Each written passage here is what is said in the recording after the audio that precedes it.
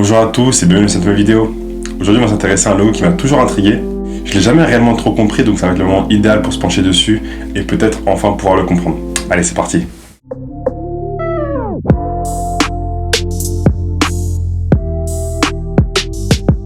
Pour les nouveaux sur la chaîne, déjà bienvenue et merci d'avoir cliqué sur la vidéo. Pour vous expliquer rapidement qui on est et ce qu'on fait sur cette chaîne, donc principalement ce qu'on fait, c'est qu'on crée des identités visuelles solides pour aider les clubs à se développer. Et sur cette chaîne, on va analyser et donner notre avis sur les identités visuelles existantes de gros clubs comme des clubs les plus modestes. Tout ça pour montrer les bonnes pratiques comme les mauvaises à tous ceux qui souhaitent potentiellement développer leur identité visuelle sportive. Donc si c'est un concept qui vous intéresse, n'hésitez pas à vous abonner parce qu'on aura d'autres vidéos qui vont suivre. C'est tout pour l'intro, on pourra passer à la vidéo du jour. Aujourd'hui on va parler du logo de l'Asvel. Un logo qui a laissé pas mal de monde perplexe, à juste titre je pense, étant donné qu'il ressemble à rien à ce qu'on peut trouver d'habitude dans le sport. Même si on a une tendance du minimalisme qui prend un peu plus d'ampleur, un peu à tort si vous voulez mon avis, mais ça on en reparlera dans une autre vidéo. Mais au-delà du côté minimaliste, j'ai jamais réellement trop compris ce logo et ça n'a pas arrangé le rapport quelque peu conflictuel qu'on va dire que je peux avoir avec les identités visuelles des clubs de basket en France. Effectivement, je trouve que c'est vraiment pas fameux du tout ce qu'on peut trouver dans le milieu. L'esthétique du sport, elle est clairement laissée au second plan. Et c'est vraiment dommage pour un sport aussi visuel que le basketball, qui est peut-être le deuxième ou troisième sport majeur en France, d'avoir cette image aussi peu désirable en fait. Surtout qu'on est sur une ligue qui cherche à avoir un impact médiatique, à se faire connaître, et de laisser de côté ce côté visuel, je pense que c'est dommageable, et que c'est très compliqué si on veut s'ouvrir à d'autres horizons ou attirer un nouveau public. Mais bon, on va revenir sur l'Asvel. On en parlera un peu plus tard des logos du championnat français. Et on va présenter rapidement d'abord le club et son histoire. Alors l'Asvel, enfin plutôt le LDLC Asvel depuis 2018. Donc c'est un club de basketball de Lyon-Villeurbanne. Et il est détenu principalement par le champion français Tony Parker. Donc le LDLC dans le nom, ça vient d'une grosse entreprise française du même nom qui a obtenu les droits du naming après avoir été au départ qu'un simple sponsor classique. Je connais pas beaucoup de clubs qui ont un naming directement dans le nom. C'est assez original. On connaît le naming dans le stade, mais je me souviens pas avoir vu d'autres namings directement incorporés dans le nom. Je sais que ça se fait beaucoup dans le basketball européen. C'est des secteurs qui ont besoin de beaucoup de sponsors, donc beaucoup de revenus, donc plus ouverts justement à ce type d'opération. Mais effectivement, c'est plutôt rare dans le sport en général, le naming d'entreprise directement dans le nom du club. Je sais qu'on va pouvoir peut-être penser à Red Bull, mais Red Bull c'est différent, ils sont plus propriétaires de leurs équipes. C'est pas vraiment un rapport commercial que peut avoir par exemple LDLC. Donc voilà, c'est assez hors du commun quand on n'est pas forcément dans le milieu du basket. Donc l'Asvel c'est un très grand club français qui a toujours été en première division depuis sa création. Ils ont le record de victoires en championnat. Et j'avais vu aussi que c'était le seul club à avoir 2 tripeats. Donc c'est-à-dire qu'ils ont été à 2 reprises 3 fois champions d'affilée. Plutôt une grosse performance. Ce qu'on peut souligner également, c'est que c'est un club qui joue dans une des enceintes les plus modernes de France, du championnat français. Donc on est vraiment sur une très très grosse équipe, un vrai mastodonte du championnat français. Donc maintenant on va s'intéresser à l'histoire des logos du club. Et là ça va se gâter un petit peu. J'ai pas réellement trouvé de traces des logos avant les années 2000. J'ai pu trouver quelques archives où étaient affichés des logos, mais je ne sais pas à quel point ils ont été utilisés. Mais voilà, là pour l'instant on a ces 4 derniers logos qui sont mis et documentés sur le site officiel de l'Asvel. Et de 2001 à 2007, on va appeler ça un logo, hein. On a ce logo de l'Adéco Asvel à l'époque, c'était aussi un naming du club. Et ce logo-là, il illustre vraiment le propos que j'ai pu avoir sur l'image du basketball en France parce que pour moi, c'était ça. La Pro A, c'était vraiment cette esthétique-là en fait, avec un manque de considération pour son identité. Donc du coup, on se retrouve avec des logos qui sont pas forcément développés pour le bien du club en tout cas. L'esthétique en général, que ce soit sur les maillots ou sur les parquets, était très très... Donc voilà, pour ma part, vraiment une image beaucoup trop amateur qu'on retrouve normalement dans les ligues beaucoup plus inférieures. Avoir ça sur la plateforme Elite du championnat français, c'est vraiment moyen. Les 2 logos d'après sont déjà un peu mieux. On a déjà un peu plus de personnalité et reprennent déjà un peu plus les codes du sport. Le 3e logo il est sorti quand Tony Parker était revenu faire une pige à l'Asvel pendant la grève NBA. Et on voit clairement les liens de parenté avec le logo des Spurs. Donc même si c'est une reprise d'un logo existant, on est sur un logo qu'on peut dire de sport. Ça aurait pu être mieux exécuté effectivement. On peut voir aussi sur les anciens logos la couleur verte, donc la couleur historique du club, qui a été supprimée lors du rebranding. C'est un choix très osé d'avoir changé les couleurs d'un club qui date de 75 ans. Et c'est ce qui leur a valu d'ailleurs pas mal de retours négatifs. Et je pense que ça n'a pas vraiment aidé justement à l'acceptation du nouveau logo. Et pour finir, on a le logo actuel, qui a été créé en 2018 par une graphiste en interne de chez LDLC. Donc ça a été un rebranding plutôt maison, on va dire. Et je pense que justement ce choix d'avoir fait ça en interne avec une graphiste entre guillemets classique, ça expliquera pas mal de choses concernant ce logo. Pour ce qui est de l'identité en général, on est sur quelque chose de très, très basique. On a un seul logo, donc pas de système, pas de logo secondaire. Un code couleur très basique, noir et blanc. Donc on est sur quelque chose de vraiment très simple, très neutre. C'est peut-être un parti pris. J'ai mes hypothèses par rapport à ça, par rapport aux personnes auprès du club. Je peux penser à Tony Parker, justement, avec son côté très businessman, de peut-être d'avoir demandé un logo qui soit un peu moins sportif, qui soit plus ouvert à d'autres opportunités business. Donc c'est un parti pris, à voir si c'est le bon. Moi, je pense pas que ce soit le cas. J'en reparlerai plus tard quand on parlera de la pertinence du logo. En tout cas, ça c'était pour la présentation du logo. Et maintenant, on va pouvoir passer à la notation. C'est parti.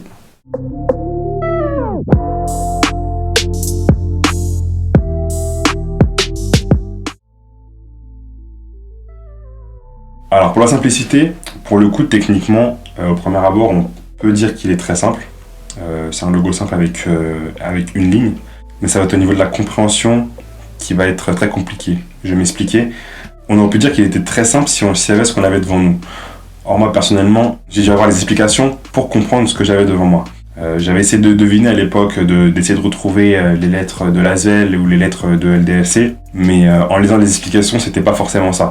Et donc du coup, j'ai pu retrouver ces explications-là, et on aurait pas mal d'éléments qui sont justement intégrés à ce logo-là. Donc on a dans un premier temps les initiales de l'ASVEL et de LDLC, donc le L et le A. Le L de Lyon qui est déjà incorporé, donc qui reprend le L de LDLC. On a le V de Villeurbanne. On a un double 4, ça c'est un point que j'aime beaucoup.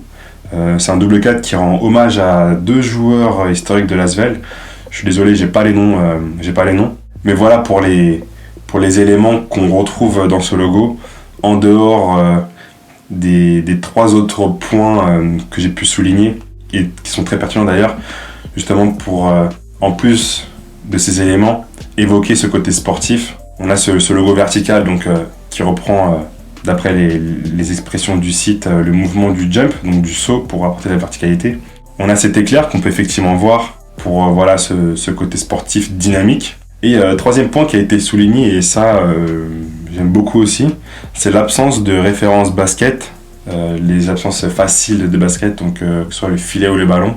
Ça j'aime bien, parce que c'est quelque chose, c'est un des principes que nous aussi on essaie d'appliquer, c'est de ne pas avoir de logo trop évocateur, parce qu'on n'essaie pas d'expliquer ce qu'on fait, on essaie plutôt d'utiliser un logo pour être identifiable, donc identifié, pour qu'on nous reconnaisse, plutôt qu'on décrive ce qu'on fait. Là pour le coup ça a été une bonne réflexion.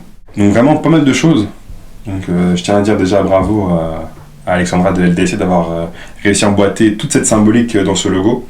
Quand je disais que je comprends un peu mieux la création de ce logo par rapport à la personne qui l'a faite, c'est que on voit vraiment qu'il a été conçu pour être un logo d'une entreprise corporate classique et qu'il est très pertinent pour une entreprise classique. Mais c'est là où je trouve que c'est un peu compliqué pour moi, c'est que du coup l'ASVEL c'est pas une entreprise classique, c'est un club de sport avant tout. Bien sûr que c'est l'entreprise, mais c'est un club de sport avant tout, c'est son secteur. Donc il faut quand même qu'il respecte des codes. Parce qu'un logo de sport, ça répond pas à la même problématique qu'un logo d'entreprise classique. C'est pas les mêmes besoins. Donc c'est vraiment deux visions différentes. Et je pense que ce logo-là a été conçu avec la vision d'une entreprise classique. Mais ça, c'est des arguments pour la pertinence. Là, on est sur la simplicité. Et pour la simplicité, du coup, on est sur un logo qui reste très simple à exploiter, simple dans son approche visuelle, mais ça qui est très complexe dans sa compréhension. Donc c'est pour ces raisons-là que je vais mettre un 7 sur 10. L'originalité. Alors pour le coup, si on compare avec le reste de la ligue, il n'y a pas photo.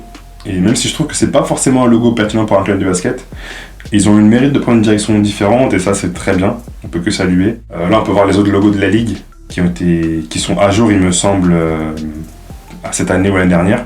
Et c'est déjà beaucoup mieux que dans mes souvenirs parce qu'à l'époque c'était vraiment pas ça du tout. Là il y a un petit effort qui a été fait, même si je trouve encore que quand on regarde vraiment tous les logos, je trouve que c'est très très textuel. Je sais pas si on peut s'en rendre compte, mais les logos sont remplis de texte. Et c'est pas pour comparer l'incomparable, mais quand on voit les logos de la NBA, on voit beaucoup moins de texte parce que tout le monde a développé sa propre identité et qui sont tous assez distinctifs des uns des autres. Donc pas besoin d'apposer du texte partout pour être sûr que les gens les identifient, pour qu'ils comprennent qui ils sont. Donc il y a encore un peu de boulot à faire pour les clubs de basket en France. Mais en tout cas, pour l'originalité, on ne peut que apprécier la direction qu'a pu prendre l'Asvel. On va mettre un 8. Pourquoi pas 9 parce que ça reste quand même très basique dans son approche. On est sur un logo noir et blanc, donc qui n'est pas forcément hyper original. Il est dans sa forme, ça s'arrête là quoi. Donc malheureusement on va pouvoir mettre que un 8, qui est déjà une très bonne note. La facilité d'exploitation, là on est sur le point fort du logo, et sur les points forts du logo minimaliste en général, c'est qu'ils vont pouvoir s'adapter à toutes les nouvelles applications, que ce soit numérique, donc site internet, applications entre autres. Mais c'est là que je trouve qu'il y a un problème avec cette tendance du minimalisme des logos de clubs de sport, c'est que c'est des logos de sport, c'est pas des startups dans la tech ou des entreprises classiques. Donc comme je disais tout à l'heure, elles n'ont pas les mêmes codes ni les mêmes formes d'exploitation. Techniquement, l'utilisation d'un logo d'entreprise, ils doivent pouvoir fonctionner uniquement sur le site internet et sur l'application et peut-être sur de la papeterie, donc sur les lettres qu'on va pouvoir envoyer. Un logo de sport, c'est une marque. Ça va être une marque qu'on va devoir utiliser dans le merchandising. Ça va être repris sur des centaines, voire des milliers de sites internet sportifs. Ça va être repris sur les classements. Ça va être repris sur les journaux. Ça va être repris sur les jeux vidéo, à la télévision. Donc on est vraiment sur une autre dimension, une autre utilisation.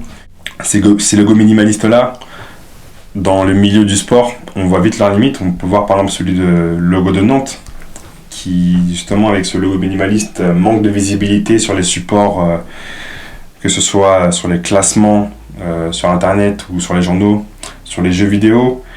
Et par ce manque de visibilité, on a dû rajouter un blason qui était censé être justement représenté par le logo en fait, par la forme du logo. C'était pas quelque chose qui était prévu à la base. C'est quelque chose auquel il faut vraiment penser quand on conçoit son logo. Et comme je dis toujours, de toute façon, partir sur un logo avec une tendance, c'est pas la bonne chose parce que nous, ce qu'on veut, c'est un logo qui soit durable. Et une tendance, comme son nom l'indique, c'est une tendance, donc c'est quelque chose qui, demain, potentiellement, va s'essouffler. Donc on va devoir passer à autre chose. Même si, voilà, on en parlera pour la durabilité. C'est vrai que s'il y a bien une tendance qui peut durer le plus longtemps, c'est bien le minimalisme par son côté simplicité. Donc du coup, la simplicité est un des piliers de la durabilité. Mais pour en revenir à l'Asvel et sur la facilité d'exploitation, oui, il sera très facile d'exploiter, très simple. Le fait qu'il soit noir et blanc, ça gomme pas mal de choses puisque ça sera moins compliqué à l'utilisation. Au contraire de Nantes, par exemple, qui avec sa couleur verte va pas s'adapter partout. Lui, au moins, en noir et blanc, aura le mérite d'effacer un peu les lacunes et les limites du logo minimaliste. Donc pour la facilité d'exploitation, pour le coup, là je mettrai un 9 parce qu'il n'y aura pas vraiment de difficulté. La durabilité, donc on en a parlé juste avant, on est sur un logo qui reprend la tendance du minimalisme. Donc ce sont des logos très simples, et comme c'est simple, la plupart du temps c'est durable. Donc on est sur quelque chose qui va durer très très longtemps. Mais après, en ce qui concerne l'Asvel, c'est un club de sport, donc il y aura forcément un décalage avec ce côté minimaliste et les besoins qu'ils vont rencontrer par la suite. Et je pense qu'à un moment donné, le club cherchera quand même à retrouver un peu d'originalité, un peu de personnalité, peut-être revenir à leur ancienne couleur, afin de faire plaisir aux fans et pouvoir mieux coller à leur statut de club de sport. Mais pour ce logo-là, techniquement parlant, je vois aucune raison qu'ils en changent. Mais pour des questions de réalignement sur leur image, je vois bien la possibilité de changer. Donc pour ces raisons-là, je mettrai un 8 plutôt qu'un 9. Donc la signification de ce logo de l'Asvel, on en a parlé au début. Il est rempli de signification et ça c'est très très bien, on n'a pas un logo qui est simplement générique. Après c'est vrai que pour trouver les références c'est un peu plus compliqué, mais elles y sont. Moi je n'ai pas trouvé certaines. Si vous les avez, n'hésitez pas à me le dire en commentaire, qu'on puisse les trouver ensemble. En tout cas ce qui compte c'est que c'est un logo qui respecte son club et son histoire. J'aime beaucoup moi l'hommage aux joueurs de l'Asvel avec les double 4, je trouve ça très bien. Après le seul point négatif que je pourrais souligner, c'est que je trouve que c'est un peu osé d'avoir intégré, même si bien sûr ils le font, hein, c'est une question d'image, d'avoir incorporé le LDLC, parce que ça reste une collaboration commerciale. Si demain elle est amenée à être terminée, qu'est-ce qu'on fait du logo? Après, comme on le disait au tout début, le L de LDLC peut être repris justement pour Lyon, donc on peut essayer de retomber sur nos pattes comme ça. Et ça reste de toute façon mieux exécuté que le logo Art déco qu'ils avaient pu avoir dans les années 2000. Donc pour la signification, pour le coup, je mettrais un 9. L'exécution. Alors l'exécution de ce logo, si c'était pas un logo de sport, ça aurait été le logo parfait. Il a tout ce qu'on demande pour un logo classique. Les idées ont été très bien exécutées, mais moi je le vois comme ça, c'est comme si on rendait une dissertation et que le sujet était hors sujet. Mais que dans ce hors sujet là, on avait tout maîtrisé. Je dis pas que leur logo est hors sujet parce qu'on n'a pas de logo parfait, on n'a pas de logo ultime. Mais voilà, pour moi, c'est juste que c'est pas un logo de sport. Et ça peut être une demande de la direction, hein, d'avoir un logo qui soit pas forcément évocateur de sport tout de suite. Et si c'est le cas, du coup, c'est un excellent logo parce qu'il a répondu aux besoins du propriétaire. Mais humblement, selon moi, je pense qu'il n'est pas adapté à son usage. Mais l'exécution reste tout de même de haut niveau. D'avoir réussi à imbriquer toutes ces références-là dans un si petit signe, je trouve que c'est plutôt incroyable. Donc pour l'exécution, je vais être un peu dur, mais je vais partir sur un 7. Dans un autre cadre, ça aurait clairement pu être un 10. Pour la pertinence, vous l'aurez peut-être deviné, mais je trouve qu'effectivement, c'est vraiment pas un logo qui est pertinent pour un club de basket. Je salue quand même le parti pris d'avoir fait quelque chose de différent par rapport au reste de la ligue, donc ça c'est très bien. On l'a dit tout à l'heure, c'est un logo très original. Mais ouais, je pense que vraiment il y a des codes à respecter dans le sport en général pour au moins être identifié en tant que tel. Et c'est pour ça que l'hypothèse que j'ai émise tout à l'heure, que la direction ait demandé un logo qui évoque pas forcément le monde du sport, ce soit une mauvaise idée. Parce qu'on est sur un sport en France qui a besoin de reconnaissance. Et si on commence à faire des logos qui évoquent pas forcément le basketball ou le monde du sport, on part déjà sur un mauvais point. Donc pour la pertinence, ça sera la première note en dessous de la moyenne. Ça sera un 4 parce que voilà, on a une bonne attention, on a une bonne réflexion pour tout de même évoquer le basket. C'est pas forcément visible du premier coup d'œil. Ça manque quand même de points importants pour évoquer un logo de sport. Donc pour ces raisons-là, ça sera un 4. Donc l'identité en général, là aussi c'est un peu compliqué. Étant donné qu'il a été conçu comme un logo d'entreprise classique, on n'a pas forcément de système visuel qui va nous permettre d'être reconnaissable sur tous les points de contact. Donc pas de logo secondaire, on n'a pas forcément de marque alternative, on a une combinaison de couleurs très basique, noir et blanc. Donc ça va faciliter les choses quand on va devoir être reconnaissable sans le logo. Donc que ce soit sur les réseaux sociaux, à la télévision, sur des affiches, on va devoir afficher sans cesse le logo. Et justement c'est ça le but de la force de l'identité, c'est qu'on puisse être reconnaissable sans forcément afficher notre logo. Après c'est vrai que malgré le fait qu'ils soient un peu basiques, c'est les seuls en proie à adopter ce schéma de couleur on va dire. Donc pour un fan hardcore, il sera capable de reconnaître le club sans le logo. Et là pour le coup je pense qu'on va être sur la pire note de la vidéo, puisqu'on va partir sur un 3.